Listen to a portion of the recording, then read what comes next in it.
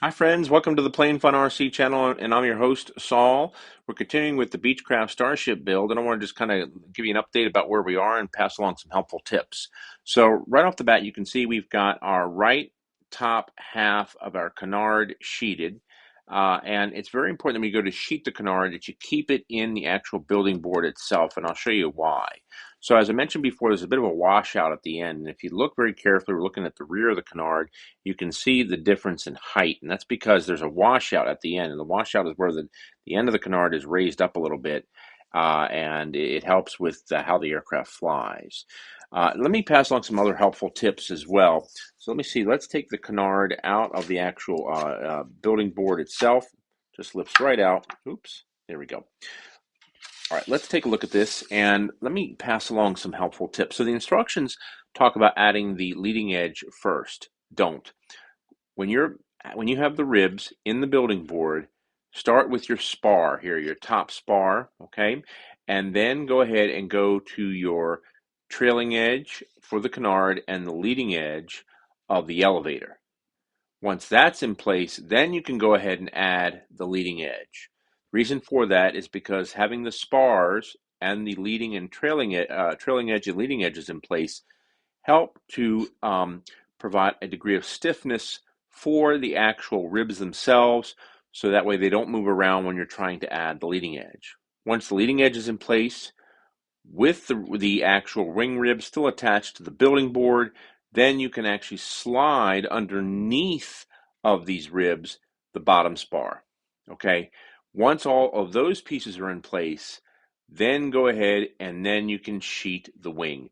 Now, per the instructions, it needs to be 5 millimeters past the edge of the rib. I made this a little too long, so I've got to trim this off a little bit. But the reason for that is because this portion back in here is going to become the trailing edge of the actual elevator itself. Remember, from here on back is the actual elevator itself. So for right now, we have the right top half done. We're going to go ahead and start the left half of the canard. One other quick tip, do not remove these tabs until both halves are joined together, because once again, these tabs provide the proper height for the canard and also include the washout, as I mentioned previously, and they also ensure that when the halves join together, they're joined together at the correct angle as well. All right, more to come. Folks, one more tip I wanted to pass along to you. Before you add the sheeting, take the time to shape your leading edge, your top spar, and your trailing edge of the canard and leading edge of the elevator so it matches the airfoil, as you can see. And that way, when you put the sheeting on, it maintains the proper contour. More to come. Hi, friends. As we continue our update, you're looking at the left side of the canard. It's facing me. What we've done so far is we've got our leading edge in place. We've got our two spars, our trailing edge of the canard, and also the leading edge of the elevator back here as well.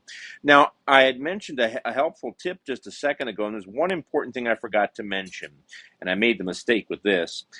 Make sure that the very first thing you're going to glue to the ribs is going to be S9. Very important.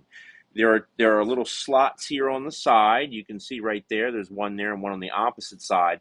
This S9 actually slides into the slots. The ribs are then placed on the building board, and then it's glued. That is the absolute very first thing that you must glue, and then after that you can add your spars and your other little pieces as well. So just keep that in mind. All right, so we've got our left half built. We just need to go ahead and add our top sheeting, which is what we're going to do, and then we're going to go ahead, once the top sheeting is placed, we'll be joining both halves together. More to come. All right, friends, as we continue our update, we are doing just a dry fit of both halves. You can see that we've got the left side sheeted, and we did a couple other things too, and let me show you those few other things. All right, friends, So here's what we've done. We went ahead and we not only put our sheeting on the left side, remember this is upside down now, we also have our webbing in place between the various ribs. This is 2mm balsa that we used, and it goes all the way out to the end rib right there. We also went ahead and we've got our dowels in place, our support dowels, if you will. They sort of act like spars. Now, as mentioned previously, these two ribs here were not pre-drilled, so I had to go ahead and drill them out. I did have to widen the holes a little bit in order to get a proper fit, so that way all the tabs that you see here sat nice and flat on the table.